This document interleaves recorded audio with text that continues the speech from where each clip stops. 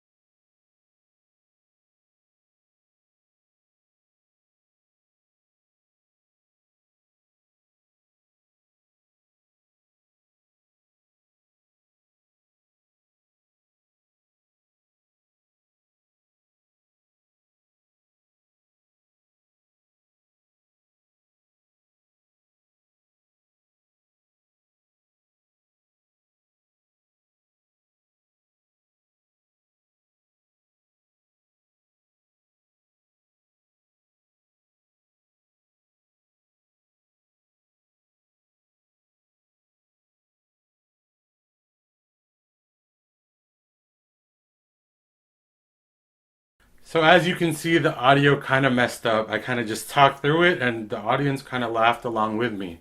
And at the end, the payout, they were with the payout because they knew how hard I worked to get to that point. But the energy still didn't drop.